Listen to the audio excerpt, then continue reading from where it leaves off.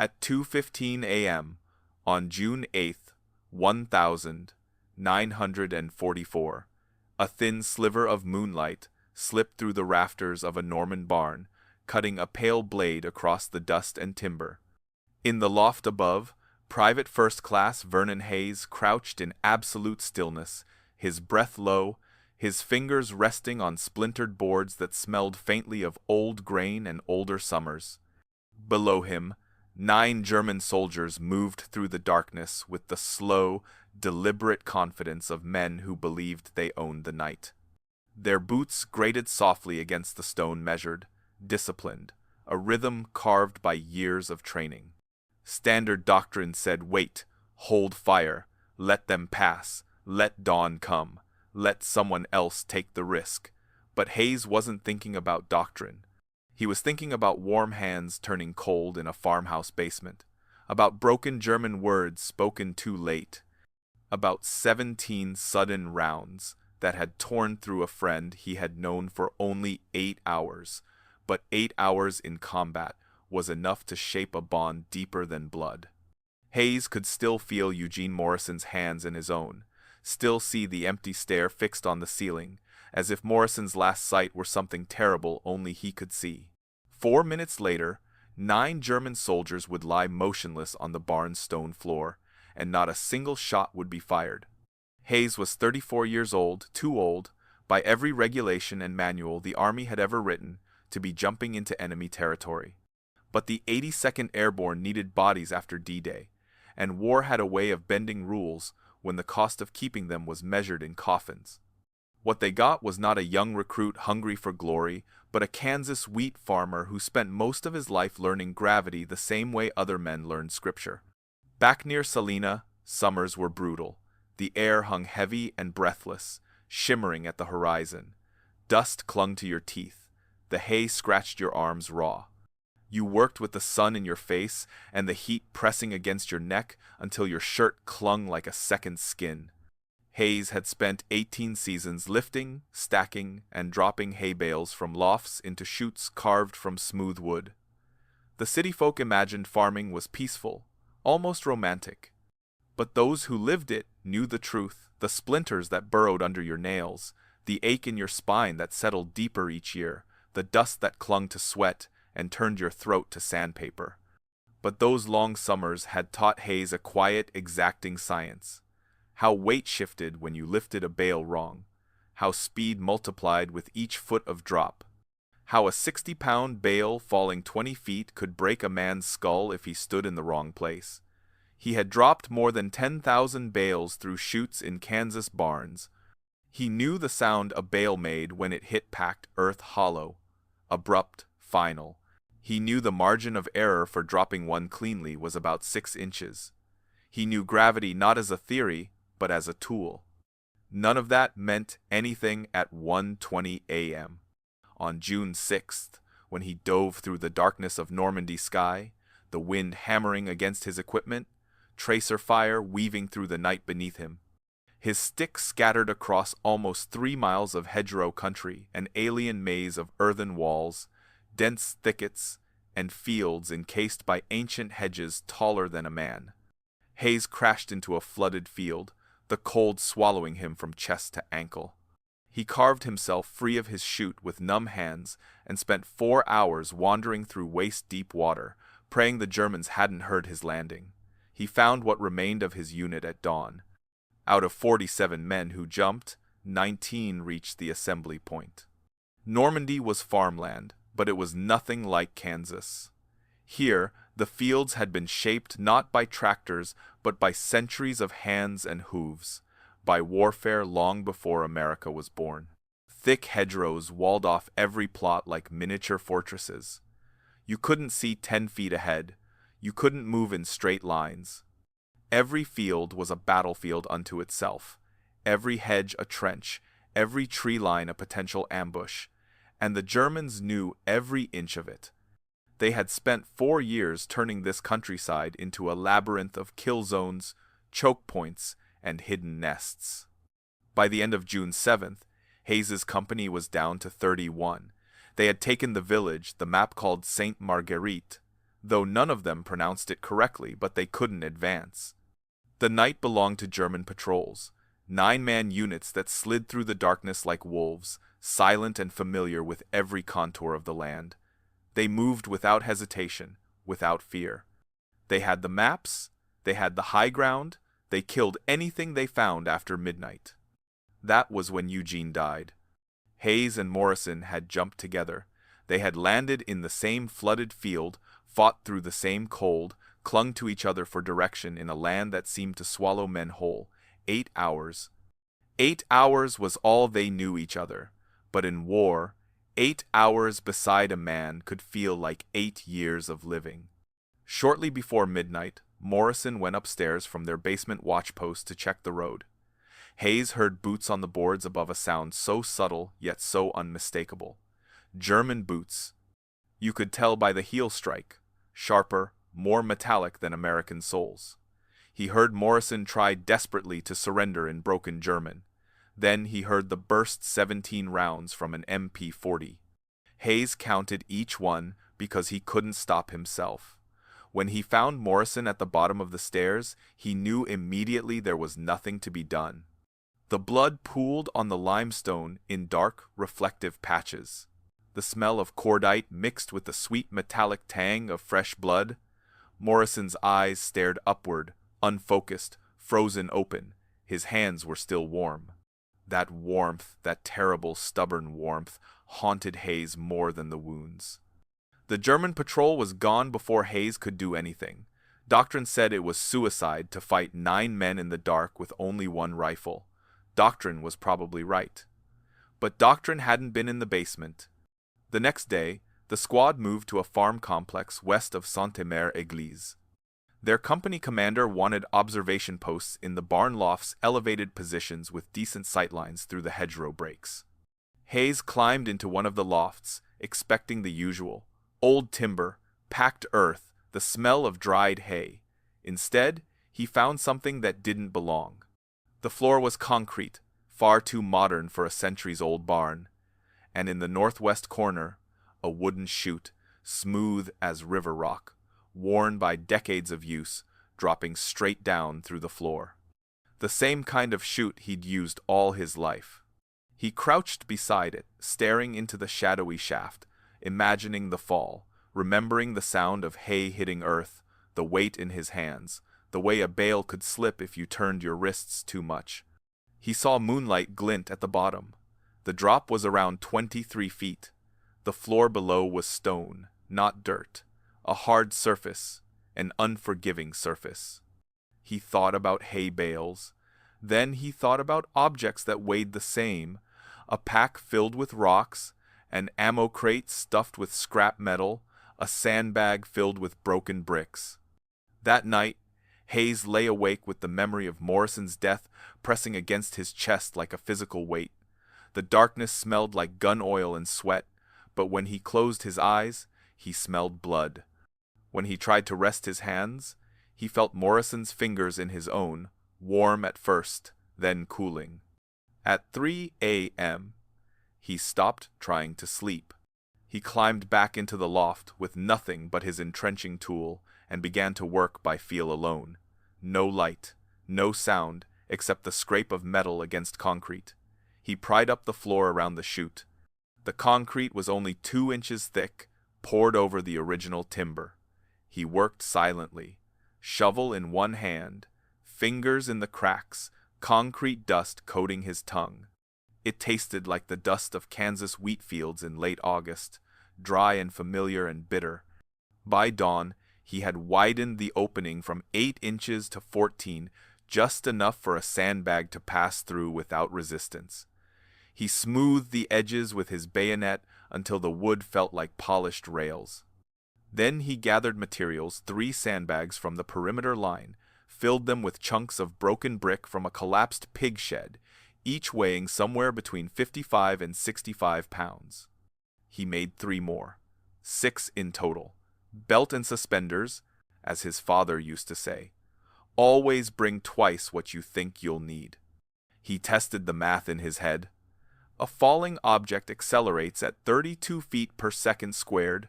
A 23-foot drop would deliver a roughly 1.2-second fall. A 60-pound mass at impact would carry something close to 280 foot-pounds of energy comparable to a .44 Magnum round. More than enough if it hit a skull directly. He knew the margin of error, knew how men walked, knew the sound of boots on stone. He had dropped objects into chutes since he was 16 years old. And at 1:30 a.m. on June 8th, he heard boots again. The familiar scrape of gravel, then the heavy thud of soles stepping onto stone as men entered the barn's ground floor. He pressed his eye to a crack in the floorboards. 9 shapes moved through the darkness. 9. The same number as before. He felt no fear, only clarity, only a cold, precise calculation. He positioned himself over the chute, sandbag in hand, palms sweating despite the cold. Below him, a German soldier stepped directly beneath the opening, weapon cradled loosely, helmet glinting faintly. Hayes didn't hesitate. He let go. The bag fell cleanly through the shaft, cutting through darkness in total silence. The impact was soft, almost gentle, a muffled thud. A rifle clattered. Then nothing. The other Germans didn't react at first.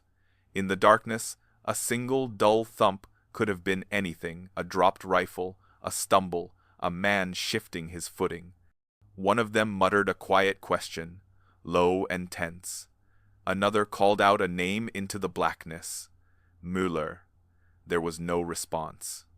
Hayes was already reaching for the second bag, his movements slow and deliberate, muscles guided by decades of farm work. He kept his breathing under control as he edged the heavy sandbag toward the chute. Below, another soldier approached the downed man.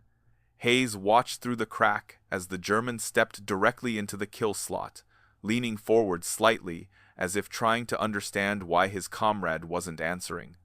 Hayes waited only for the glint of the helmet to settle into the center of the chute's shadow. He released the second sandbag. Another soft, meaty thud. Another rifle dropping onto stone. But this time the reaction was immediate and violent. Urgent voices filled the darkness, sharp whispers rising into frantic German commands. Boots scuffed across stone, scraping as men repositioned themselves, trying to orient toward a threat they couldn't see and didn't understand. Hayes could hear weapons clicking, bolts sliding, men trying to steady themselves. Then the first wild burst of MP-40 fire tore into the ceiling. Bullets shattered the aged wooden planks just feet from Hayes's position, showering him with splinters. The loft filled with the acrid smell of gunpowder and pulverized wood. Sparks flickered like fireflies in the dark as rounds ricocheted upward, chewing holes in the boards. Hayes pressed himself flat, arms tight against his sides, feeling the tremor of each impact through the floor. He didn't move. He didn't even blink. He let the Germans waste their ammunition. Below, the commanding voice of the squad leader finally cut through the panic. Sharp, controlled, authoritative. Hayes recognized the tone. A man used to discipline, used to command. And men like him were predictable. Predictable enough to step into danger when duty required it. Hayes watched the shifting shapes below, counting footsteps, listening to the weight of boots, the scrape of gear, the ragged cadence of breath. The squad leader began to walk toward the fallen soldiers. Assessing, evaluating, just as doctrine demanded. He was moving on a fixed line, the same way every trained soldier did in these situations, toward the casualties, toward the center of the room, toward the unknown threat. Hayes ran the numbers in his head. 3 feet per second, a 1.2-second fall. The man's trajectory was clear. Hayes waited, hands steady on the third sandbag, feeling the heavy canvas under his trembling fingers as the German officer approached the kill slot. The moment the helmet drifted into the edge of the chute's circle, Hayes released the bag. It fell in total silence, but the hit was wrong. The bag struck the stone 2 feet from the target, exploding in a burst of dust and shattered brick. The impact echoed through the barn, a violent, ringing crack that startled even Hayes. bricks scattered across the floor like bones spilling from a broken crate. But the sound served its purpose. It told the Germans exactly what was happening. Shouts erupted. Someone screamed a warning. Another cursed sharply. Boots scrambled in every direction. And then came the storm, MP-40 roaring upward in a deafening, panicked barrage as bullets ripped through the ceiling in chaotic arcs. They weren't firing at a target. They were firing at the idea of one. Hayes clenched his jaw, shielding his head as splinters rained down. The noise was suffocating, a metallic thunder trapped in a stone chamber. The Germans were no longer calm professionals. They were cornered animals, firing wildly at ghosts. Bullets punched through the boards so close that Hayes could feel the air snap against his cheek. But he could also see something else, something he had learned in Kansas barns long before Normandy. Patterns. Even chaos has patterns. The Germans were revealing themselves in their muzzle flashes. The pulses of light flickered in fixed positions. 6 shooters. 6 distinct angles. Hayes marked each one in his mind. When the guns finally went silent, the air felt hollow, ringing with the echo of those final shots.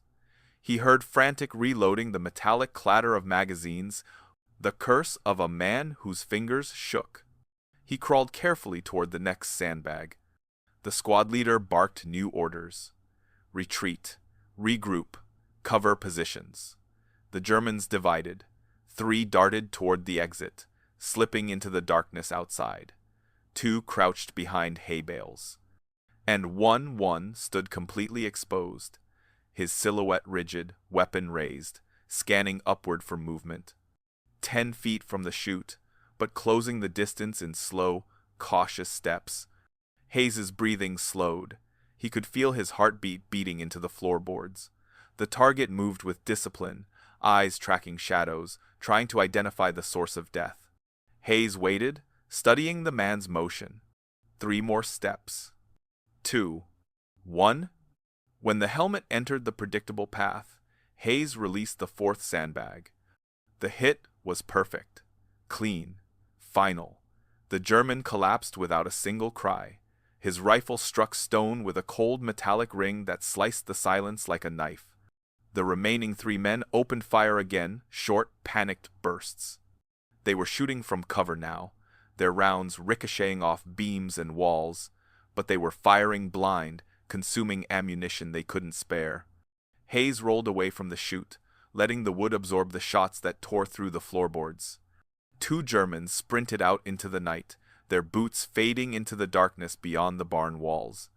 3 remained inside. They had taken shelter behind thick stacks of hay along the east wall, solid, dense bales that even gravity-driven sandbags couldn't penetrate. Their positions were good, too good. The kill slot couldn't reach them. For the first time, the trap had limits. If they stayed there, daylight would bring reinforcements. If they moved, the chute would reclaim its advantage. They knew it too. Hayes could almost feel their tension, their breaths held, fingers resting lightly on triggers. Minutes. He had minutes. He weighed his options. Concealment was doctrine. Concealment was life. But doctrine didn't account for the weight he felt pressing against his chest, Eugene Morrison's blood warming his fingers, the sound of boots above him, the helplessness of that moment. Doctrine didn't account for the fact that the Germans would regroup, return, and kill whoever was left in his unit. Hayes made a decision. He picked up his M1 Garand and crept toward a section of the loft floor far from the chute. He fired 3 rounds downward through the boards, into nothing. The shots weren't meant to hit. They were meant to deceive, to mislead, to force movement. Below, the reaction was instant. The Germans believed the sniper had changed position. They broke cover. 1 bolted directly under the chute, exactly where Hayes needed him. Hayes was already lifting the 5th sandbag. He dropped it one-handed as the man ran. The bag wobbled mid-air, but fell true enough to catch the soldier on the shoulders. Not a killing blow, but enough to slam him face first into the stone floor, where he didn't move again. 2 left. They had seen the sandbag fall. They understood the trap. They froze behind opposite hay bales, perfectly still, refusing to give Hayes any angle of attack. Professionals again, intelligent, dangerous. Hayes listened for distant engines, the growl of Kubelwagens on the approach. Reinforcements were coming. He had little time left. His mind raced through possibilities. He had only one sandbag remaining. One chance. And the two survivors were too cautious to move. He needed them to break. He needed them to believe he was reckless. So he stood. He rose into the faint moonlight spilling from the loft's open doorway, making enough noise for the boards to creak under his weight. He let his silhouette form clearly against the shadows. Both MP-40 erupted instantly, the sound ripping through the barn with terrifying ferocity. Bullets hammered the loft's far wall, tearing through empty air where they imagined he stood.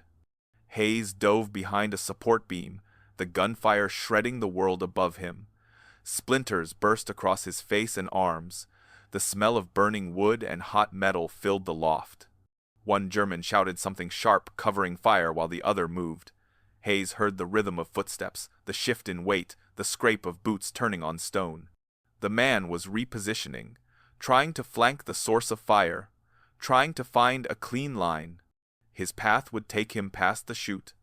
Hayes didn't look. He didn't need to. Kansas had taught him to listen the cadence of steps, the hollow thud of boots on wood, the shift in echo as a man moved across stone. He held the last sandbag over the chute, gripping the canvas tight, listening to the footfalls travel through the barn. 5 steps. 4. 3. 2. He let go.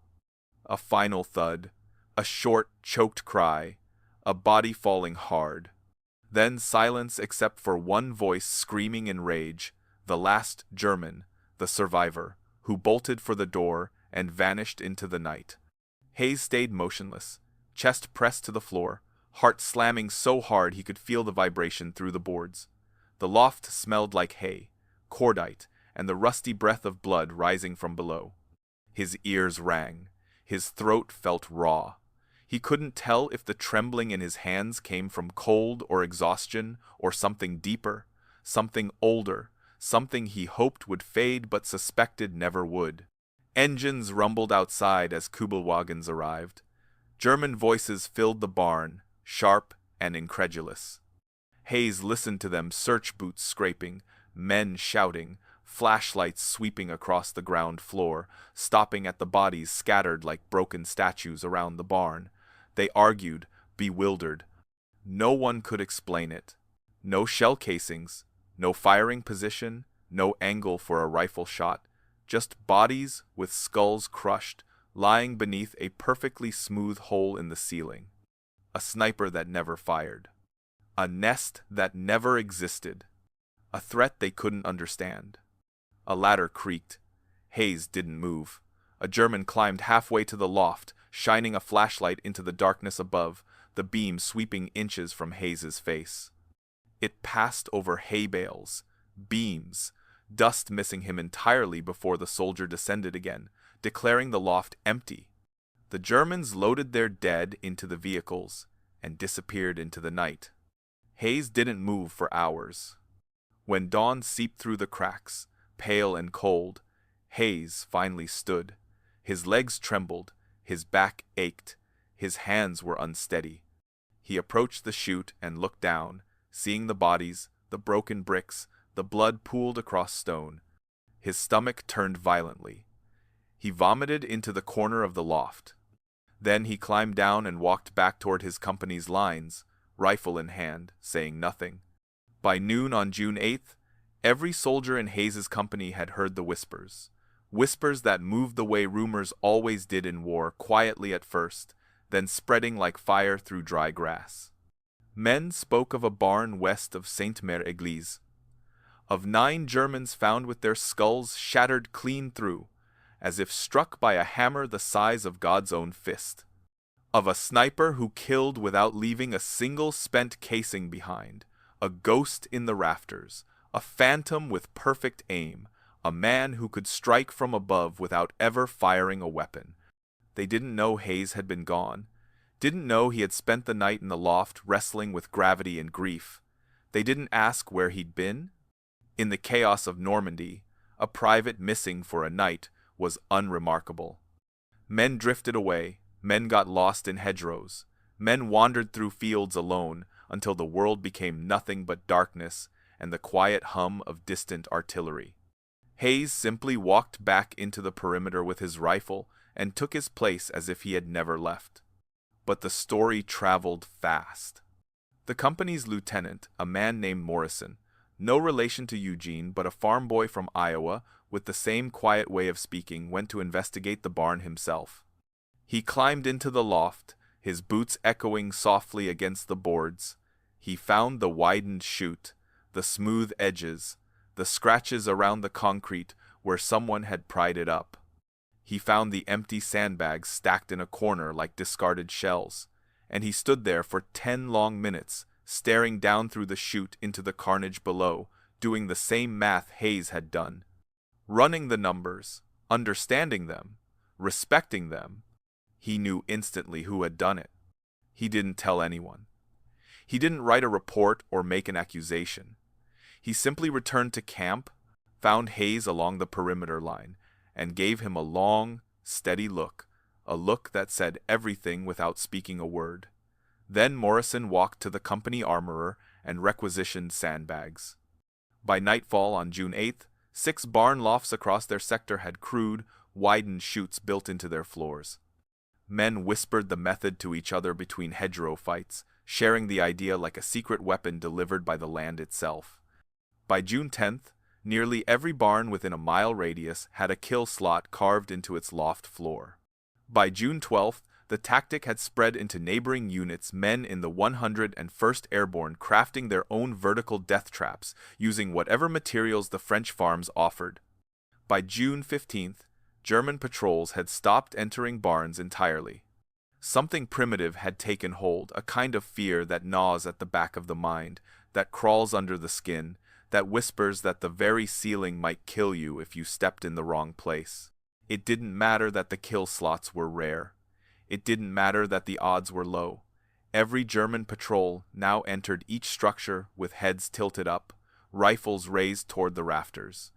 3 precious seconds lost scanning the ceiling. 3 seconds that could mean life or death when American forces lurked behind the hedgerows outside. And in war, 3 seconds is an eternity. Oberleutnant Heinrich Vogel of the 6th Fallschirmjäger Regiment wrote a frustrated after-action report in mid-June. He called it a new form of overhead assault, though he could not explain how these Americans were killing patrols without firing. Patrols described hearing nothing, seeing nothing, just men collapsing with skulls crushed from above. The Germans searched barns for sniper nests that did not exist, looked for firing holes, found nothing but widened wooden chutes and a stone floor painted with blood. German intelligence eventually captured a barn with a kill slot intact. They measured it, inspected it, photographed it, but doctrine trapped them. They needed shelter from rain, needed shelter from cold, needed dry places to read maps and plan operations. And Normandy's hedgerows offered few such places. Every barn was a refuge, and every refuge was now a potential execution chamber. Fear is a powerful weapon. More powerful than bullets, more powerful than shrapnel. Fear changes behavior, and behavior changes outcomes. German patrols grew slower, more hesitant, more methodical. They chose to bivouac outside, in mud and rain, instead of stepping under a wooden roof where death might fall silently from above. Exposure cases rose, trench foot, pneumonia, fevers that sapped strength. Their patrol effectiveness plummeted. Their confidence cracked. American infantry exploited that hesitation.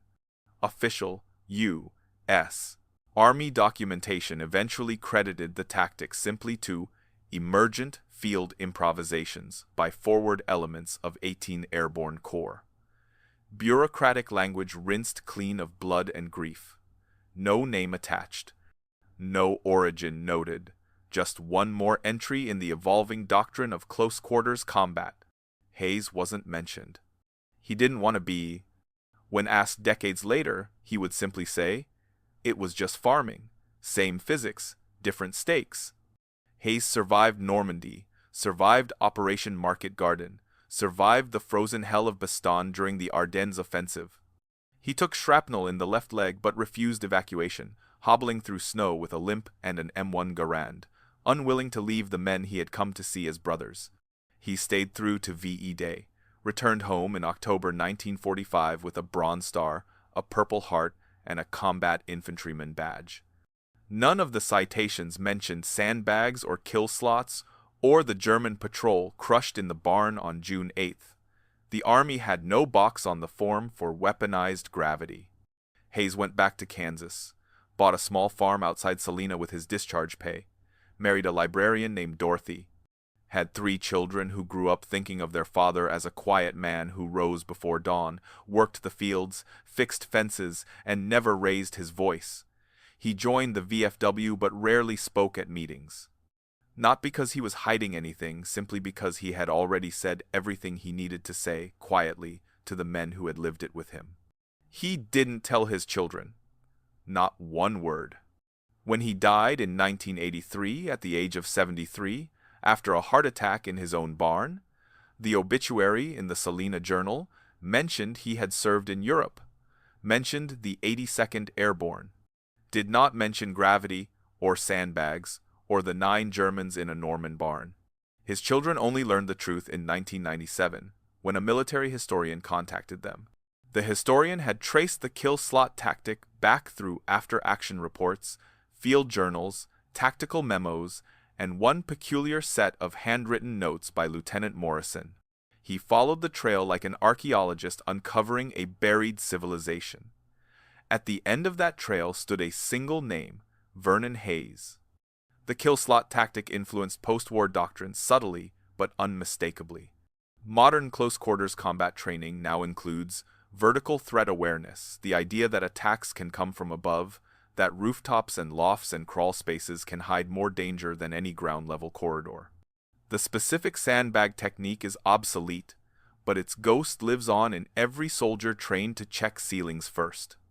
In 2004, a Kansas National Guard unit deployed to Fallujah encountered insurgents dropping grenades through ventilation shafts, dropping explosive devices through holes in the ceiling, using gravity as a weapon. One of the guardsmen, a sergeant from Salina, reportedly paused and said, almost casually, "My grandpa did something like this in Normandy." He didn't know the details, just knew that his grandfather had dropped heavy objects on Germans once, that it had saved lives. War doesn't innovate through committees. War innovates through desperation, through men who refuse to let their friends die, through farmers who understand angles, through mechanics who understand leverage, through carpenters who understand structure, through men who spend 15 minutes vomiting into a barn loft after killing 8 people, then wipe their mouth, pick up their rifle, and walk back to their line because there is still work to be done. Hayes never believed he had done anything special, never believed he had changed doctrine or saved hundreds of lives, but he had, quietly, without witnesses, without praise, without ever speaking the act aloud. One detail remained with him, one moment people rarely speak about because it lacks glory. The sound a sandbag makes when it hits a human skull. A dull, final sound that does not echo.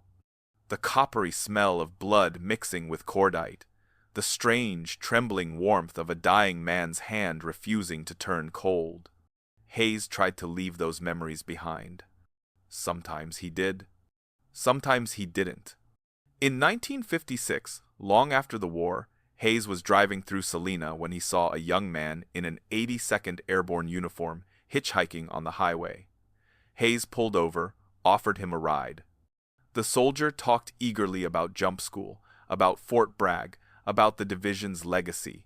He spoke with pride, the kind of pride only young paratroopers have. The soldier mentioned his father had served in the 82nd during the war, jumped into Normandy, survived. Hayes asked the name. He didn't recognize it.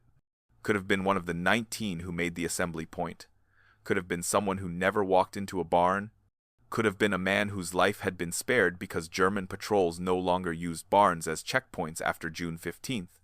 Could have been one of the hundreds of men kept alive by the ripple of a single decision made in a dark loft by a farmer who refused to accept the death of a friend. Hayes didn't tell the kid anything. He dropped him at the next junction, wished him luck, and drove away. But for the rest of the day, for the first time in years, he felt something warm settle quietly in his chest.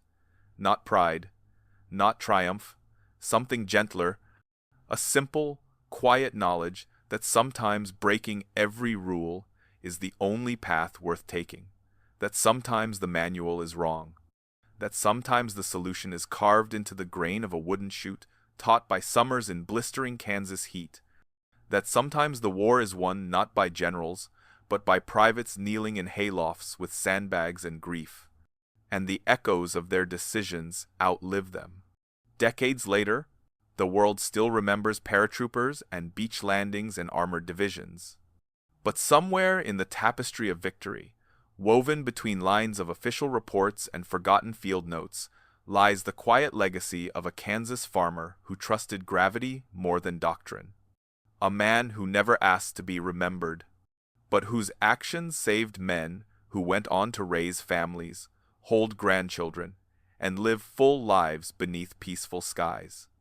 Sometimes history is shaped not by the loudest deeds, but by the quietest hands, the ones that hold sandbags in the darkness and let go at precisely the right moment to protect the living.